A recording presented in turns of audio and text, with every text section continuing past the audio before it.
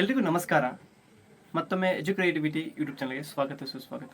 ಕರ್ನಾಟಕ ರಾಜ್ಯದ ನನ್ನೆಲ್ಲ ಪ್ರೀತಿಯ ಮುಂಬರುವ ಭವ್ಯ ಭವಿಷ್ಯದ ಶಿಕ್ಷಕ ಆಕಾಂಕ್ಷಿಗಳಲ್ಲಿ ಅನೇಕ ಪ್ರಶ್ನೆಗಳನ್ನು ಕೇಳ್ತಾ ಇದ್ರಿ. ಅದರಲ್ಲಿ ಮೊದಲನೇ ಪ್ರಶ್ನೆ ಬಂದ್ಬಿಟ್ಟು, BEd ಅನ್ನ ಮಾಡಿದವರು ಈಗ ಬಂದಿರುವಂತಹ ಬ್ರಿಡ್ಜ್ ಕೋರ್ಸ್ ಅನ್ನ ಕಡ್ಡಾಯವಾಗಿ ಮಾಡಬೇಕಾ? ಇದು ಮೊದಲನೇ ಪ್ರಶ್ನೆ. ಇನ್ನು ಎರಡನೇ ಪ್ರಶ್ನೆ ಬಂದ್ಬಿಟ್ಟು, BEd ಮುಗಿಸಿದವರು ಎಲ್ಲರೂ ಕಡ್ಡಾಯವಾಗಿ ಮತ್ತೊಂದ್ಸಲ ಬ್ರಿಡ್ಜ್ ಕೋರ್ಸ್ ಅನ್ನ ಕಡ್ಡಾಯವಾಗಿ ಮಾಡಬೇಕಾ ಮತ್ತು ಏನಿದು ಬ್ರಿಡ್ಜ್ ಕೋರ್ಸ್ ಅಂತ ಪ್ರಶ್ನೆ ಕೇಳ್ತಾ ಇದ್ದೀರಿ. ಇನ್ನು ಅಪಾಯಿಂಟೆಡ್ ಟೀಚರ್ಸ್ಗೆ ಅಷ್ಟೇನಾ ಇದು ಬ್ರಿಡ್ಜ್ ಕೋರ್ಸ್, ಅಥವಾ ಮುಂಬರುವಂತಹ PSTR ನೇಮಕಾತಿ ಒಳಗಡೆ PSTR ನೇಮಕಾತಿ ಒಳಗಡೆ BEd ದವರನ್ನ ಕನ್ಸಿಡರ್ ಮಾಡಬೇಕಂತಾಗ ಈ ಬ್ರಿಡ್ಜ್ ಕೋರ್ಸ್ ಅನ್ನು ಮಾಡಿರಬೇಕಾ? ಇದು ಒಂದು ಪ್ರಶ್ನೆ ವಿಷಯವನ್ನು ಕೈಗೊಳ್ತೀನಿ. ನೀವು ಸ್ಕ್ರೀನ್ ಮೇಲೆ ನೋಡ್ತಾ ಇದ್ದೀರಿ. ಇತ್ತೀಚೆಗೆ ಒಂದು NCTE ದವರು ಒಂದು ಸುತ್ತೋಲೆಯನ್ನು ಹೊರಡಿಸಿದ್ರು, national council for teacher education ಅಂತ.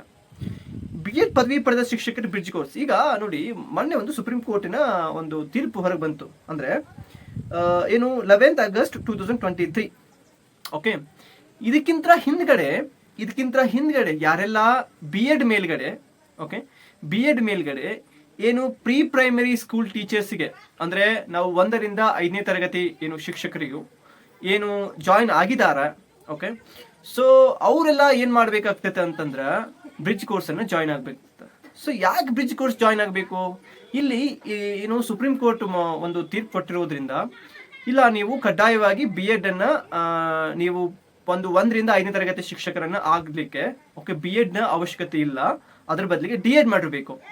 ಸೊ ಹಾಗಾದ್ರೆ ಈ ಹಿಂದೆ BEd ಮೇಲೆ ಪ್ರೀ ಪ್ರೈಮರಿ ಸ್ಕೂಲ್ ಟೀಚರ್ಸ್ ಆಗಿರ್ತಾರಲ್ಲ, ಅವ್ರು ಏನ್ ಮಾಡ್ಬೇಕು ಅಂತ ಪ್ರಶ್ನೆ ಬಂದಾಗ ಈ ರೀತಿಯಾದಂತಹ 6 ತಿಂಗಳ ಒಂದು ಬ್ರಿಡ್ಜ್ ಕೋರ್ಸ್ ಅನ್ನ ರೆಡಿ ಮಾಡ್ತು NCTE ಮತ್ತು national open for school learnings. ಇವ್ರು ಏನಿದಾರಲ್ಲ, ಇವ್ರಿಬ್ರು ಕೂಡಿ ಈ ಕೋರ್ಸ್ ಅನ್ನ ಕೊಡಾಕ ಮುಂದೆ ಬರತಾರ.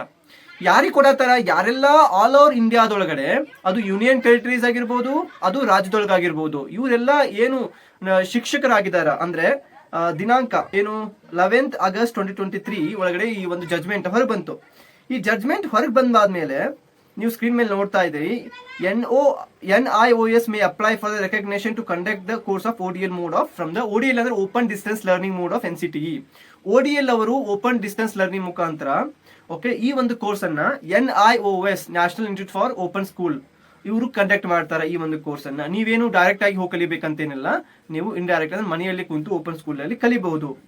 ಸೊ ಇದು ಯಾರಿಗೆಲ್ಲ ಅಪ್ಲೈ ಆಗ್ತದ ಅಂತಂದ್ರ, ಈ ಜಡ್ಜ್ಮೆಂಟ್ ಸುಪ್ರೀಂ ಕೋರ್ಟ್ ಜಡ್ಜ್ಮೆಂಟ್ ಕೊಡೋಕ್ಕಿಂತ ಹಿಂದ್ಗಡೆನೆ ಯಾರೆಲ್ಲ BEd ಮೇಲೆ ಜಾಯ್ನ್ ಆಗಿರಿ, ಒಂದು ಎಲಿಮೆಂಟರಿ ಸ್ಕೂಲ್ಗೆ ಅಂದ್ರೆ ಎಲಿಮೆಂಟರಿ ಟೀಚರ್ ಆಗಿರಿ, ಅವರೆಲ್ಲ ಈ ಒಂದು ಬ್ರಿಡ್ಜ್ ಕೋರ್ಸ್ ಅನ್ನ ಮುಗಿಸ್ಬೇಕು. ಅವರು ಮುಗಿಸಿದ್ರ you are the equivalent to the DEd candidate ಅಂತ ಹೇಳಾಗ್ತದ. ಸೊ ಇದು ಮೊದಲನೇ ಪ್ರಶ್ನೆಗೆ ಉತ್ತರ ಸಿಕ್ತ ಅನ್ಕೊಳ್ತೀನಿ. ಪ್ರತಿಯೊಬ್ರು BEd ಮಾಡಿದವರು, ಅಂದ್ರೆ ಈಗ ಮಾಡ್ತದವರು ಅಥವಾ ಮಾಡಿ ಹೊರಗೆ ಬಂದವರು, ನೀವು ಬ್ರಿಡ್ಜ್ ಕೋರ್ಸ್ ಮಾಡುವಂತಹ ಅವಶ್ಯಕತೆ ಇಲ್ಲ. ಅದನ್ನ ನೀವು ಫಸ್ಟ್ ಅರ್ಥ ಮಾಡ್ಕೊಳ್ಳಿ. ಎಲ್ಲರೂ ಮಾಡಬೇಕು ಅಂತ ಅವಶ್ಯಕತೆ ಇಲ್ಲ. ಇನ್ನು ಎರಡನೇ ಪ್ರಶ್ನೆಗೆ, ಕಡ್ಡಾಯವಾಗಿ ಮಾಡಬೇಕಾ ಬ್ರಿಡ್ಜ್ ಕೋರ್ಸ್, ಅಥವಾ ಈಗ ನಾವು ಹೊರಗಿದ್ದವ್ರು ಮಾಡಬೇಕಾ? ಹೊರಗಿದ್ದವರು ನಾವು ಬ್ರಿಡ್ಜ್ ಕೋರ್ಸ್ ಮಾಡುವಂತ ಅವಶ್ಯಕತೆ ಇಲ್ಲ. ಅದನ್ನೇ ನಾನು ಒತ್ತಿ ಹೇಳ್ತಾ ಇದ್ದೀನಿ. ಮತ್ತೊಂದ್ಸಲ ಅದನ್ನ ಪ್ರಶ್ನೆ ಕೇಳಬೇಡಿ, ದಯವಿಟ್ಟು ಹೇಳ್ತೀನಿ. ಈಗ ಆಲ್ರೆಡಿ ಯಾರು ಅಪಾಯಿಂಟ್ಮೆಂಟ್ ಆಗಿದಾರ ಅಥವಾ ಅಪಾಯಿಂಟೆಡ್ ಆಗಿದಾರ ಅವ್ರಿಗೆ ಅಷ್ಟೇ ಸಂಬಂಧಪಡ್ತದ, ಇದು ನಮಗೆ ಸಂಬಂಧಪಡಂಗಿಲ್ಲ. ಇನ್ನು ಮುಂದಿನ ಪ್ರಶ್ನೆ, ಅಪಾಯಿಂಟೆಡ್ BEd ಟೀಚರ್ಸ್ಗೆ ಇದು ಅಷ್ಟೇ ಆಗ್ತದನ ಅಥವಾ ನಮಗೂ ಆಗ್ತದನ? ಅಪಾಯಿಂಟೆಡ್ BEd ಟೀಚರ್ಸ್ ಅಷ್ಟೇ ಆಗ್ತದ, ಹೊರಗಿನವ್ರಿಗೆ ಯಾರಿಗೆ ಆಗೋದಿಲ್ಲ. ಇನ್ನು ಇಲ್ಲಿ ಬಂದ್ಬಿಟ್ಟು, ಈಗ ನಾವು ಏನಾದ್ರು BEd ಪ್ಲಸ್ ಬ್ರಿಡ್ಜ್ ಕೋರ್ಸ್ ಅನ್ನ ಮುಗಿಸಿದ್ರೆ ನಮಗೆ PSTR ಒಳಗಡೆ ಕನ್ಸಿಡರ್ ಮಾಡ್ತಾರ ಅನ್ನೋದು ಇನ್ನೊಂದು ಪ್ರಶ್ನೆ ಆಗ್ತದೆ. ಅನೇಕರು TET ಪೇಪರ್ 1 ಕೂಡ ಕ್ಲಿಯರ್ ಮಾಡಿರಿ, CTET ಪೇಪರ್ 1 ಕೂಡ ಕ್ಲಿಯರ್ ಮಾಡಿರಿ, ಬಟ್ ನಿಮ್ದು DEd ಇಲ್ಲ ಅಂತಂದಾಗ ಇಲ್ಲಿ ಸಮಸ್ಯೆ ಉದ್ಭವ ಆಗ್ತದೆ. ಅಫ್ಕೋರ್ಸ್, ಯಾಕಂದ್ರೆ ಇಲ್ಲಿ ನಾವು ಕಡ್ಡಾಯವಾಗಿ ಸುಪ್ರೀಂ ಕೋರ್ಟ್ ಹೇಳೈತಿ 1 ರಿಂದ 5ನೇ ತರಗತಿ DEd ಹೊಂದಿರಬೇಕಂತ. ಬಟ್ BEd ಮೇಲೆ ತಗೋಬೇಕಂತಂದಾಗ ಈ ಶಿಕ್ಷಕರ ನೇಮಕಾತಿಯಲ್ಲಿ ಬರುವಂತಹ C&R ರೂಲ್, ಗೆಜೆಟೆಡ್ ರೂಲ್ಗಳನ್ನ ಬದಲಾವಣೆ ಮಾಡಬೇಕಾಗ್ತದೆ, ತಿದ್ದುಪಡಿ ತರಬೇಕಾಗ್ತದೆ. ಇದಕ್ಕೆ ಸಂಬಂಧಪಟ್ಟಂತಹ ರಾಜ್ಯ ಸರ್ಕಾರ ಒಂದು ಶಿಕ್ಷಣ ಅಂತ ಬಂದಾಗ ನಾವು ಕೇಂದ್ರ ಪಟ್ಟಿ ಮತ್ತು ರಾಜ್ಯ ಪಟ್ಟಿ ಒಳಗಡೆ ಶಿಕ್ಷಣ ಕ್ಷೇತ್ರವನ್ನ ಕಾಣ್ತೀವಿ. ಸೊ ಹಿಂಗಾಗಿ ರಾಜ್ಯ ಸರ್ಕಾರ ಇದಕ್ಕೆ ತಿದ್ದುಪಡಿ ತೆಗೆದುಕೊಂಡು BEd ಅಭ್ಯರ್ಥಿಗಳ ಅವಕಾಶ ಕೊಡೋದಾದ್ರೆ ನೀವು ಬರೀಬಹುದು PSTRಗೆ, ಇಲ್ಲ ಅಂದ್ರೆ ಬರೀಲಿಕ್ಕೆ ಅವಕಾಶ ಇಲ್ವೇ ಇಲ್ಲ ಅಂತ ಹೇಳ್ತೀನಿ.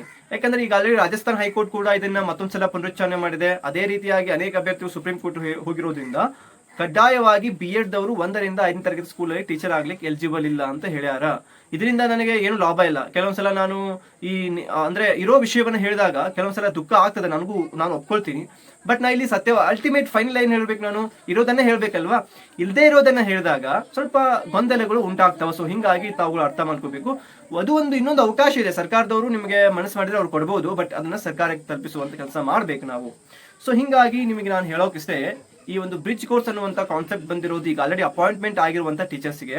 ಒಂದು ವೇಳೆ ಅವ್ರು ಏನಾದರೂ ಅಪಾಯಿಂಟೆಡ್ ಟೀಚರ್ಸ್ ಬ್ರಿಡ್ಜ್ ಕೋರ್ಸನ್ನು ಮಾಡಲಿಲ್ಲ, ವಿದಿನ್ 1 year ಒಳಗಡೆ ಮಾಡಲಿಲ್ಲ ಅಂತಂದ್ರೆ ಅಫ್ಕೋರ್ಸ್ ಹೇಳ್ತೀನಿ ನಾನು, ಅವರನ್ನ ಸೇವೆಯಿಂದ ಅಥವಾ ಅವರ ನೌಕರಿಯಿಂದ ಅವರನ್ನು ವಜಾ ಮಾಡುವಂತಹ ಅಥವಾ ನೇಮಕಾತಿಯಿಂದ ಕೈ ಬಿಡುವಂತಹ ಪರಿಸ್ಥಿತಿ ಎದುರಾಗ್ತದೆ ಮುಂದಿನ ದಿನದೊಳಗೆ. ಇದನ್ನ ಇಟ್ಕೊಂಡು NCT ಅವರು ಗೈಡ್ಲೈನ್ಸ್ ಅನ್ನು ರೂಪಿಸಿಕೊಂಡು state of ministry of educations, okay, ministry of educations ಅನ್ನು ಅವ್ರ ಅಪ್ರೂವಲ್ ತೆಗೆದುಕೊಂಡು ಈ ಬ್ರಿಡ್ಜ್ ಕೋರ್ಸ್ ಅನ್ನ ತಯಾರು ಮಾಡಿ ಅವರು ಈಗ ಅದನ್ನ ಆಲ್ರೆಡಿ ಅವ್ರು ಏನ್ ಮಾಡಿದಾರೆ, ಹೊರಗೆ ತಗೊಂಬಂದಾರ. ಯಾರು ಅಪಾಯಿಂಟೆಡ್ ಟೀಚರ್ಸ್ ಅದಿರೋ ಅವರೆಲ್ಲ ಬ್ರಿಡ್ಜ್ ಕೋರ್ಸ್ ಅನ್ನು ಮಾಡಬೇಕಾಗ್ತದೆ. ಅಪಾಯಿಂಟೆಡ್ ಇಲ್ಲದೆ ಇರುವಂತ ಟೀಚರ್ಸ್ಗಳ ಮಾಡುವಂತ ಅವಶ್ಯಕತೆ ಇಲ್ಲ. ನೀವು ಅಗೇನ್ ಮತ್ತೆ ನಾನು DED ಮಾಡಿಲ್ಲ, ಬ್ರಿಡ್ಜ್ ಕೋರ್ಸ್ ಮಾಡ್ಬೇಕಂತ ಕೇಳಿದ್ರೆ ನೋ ಯೂಸ್. ಓಕೆನಾ, ಬ್ರಿಡ್ಜ್ ಕೋರ್ಸ್ ನೀವು ಮಾಡುವಂತ ಅವಶ್ಯಕತೆ ಇಲ್ಲ. ಓಪನ್ ಡಿಸ್ಟೆನ್ಸ್ ಲರ್ನಿಂಗ್ ಮುಖಾಂತರ ಈ ಬ್ರಿಡ್ಜ್ ಕೋರ್ಸ್ ಅನ್ನು ಕಲಿಸ್ತಾರ ಈಗಾಗಲೇ ಅಪಾಯಿಂಟೆಡ್ ಟೀಚರ್ಸ್ಗೆ. ಆಮೇಲೆ ಇದನ್ನ ಅಫ್ಕೋರ್ಸ್ ಅವ್ರಿಗೆ ಯೂಸ್ ಮಾಡ್ಕೊಂತ ಇರ್ತಾರೆ. ಐ ಥಿಂಕ್ ನನ್ನ ಒಂದು ವಿಡಿಯೋದಿಂದ ಇದೆಲ್ಲ ವಿಷಯಗಳು ಕ್ಲಿಯರ್ ಆಗಿದಾವ. ಮತ್ತೊಂದ್ಸಲ ನೀವು ಪ್ರಶ್ನೆ ಕೇಳೋದನ್ನ ಬಿಡ್ತೀರಾ ಅನ್ಕೊಳ್ತಾ ಇದ್ದೀನಿ. ಅಫ್ಕೋರ್ಸ್ PSTR ಗೆ ಅವಕಾಶ ಕೊಡ್ಬೇಕಂದ್ರೆ ರಾಜ್ಯ ಸರ್ಕಾರ ಮನಸ್ಸು ಮಾಡಬೇಕು. ಯಾಕಂದ್ರೆ ಪೇಪರ್ 1 TET ಪೇಪರ್ ಬರೆಯಕ್ಕೆ ಅವಕಾಶ ಕೊಟ್ಟಿದೆ ಅಂತಂದ್ರೆ ಸೊ ಕೊಡ್ತಾರ. ಬಟ್ ಅದಕ್ಕೆ ನಾವು ಸ್ವಲ್ಪ ಅವರನ್ನ ಮನವಿ ಮಾಡ್ಕೊಳ್ಳುವಂತ ಪ್ರಯತ್ನ ಪಡಬೇಕು. ಸೊ ಮತ್ತೆ ಮುಂದಿನ ವಿಡಿಯೋದಲ್ಲಿ ಸಿಗೋಣ. ನಮಸ್ಕಾರ.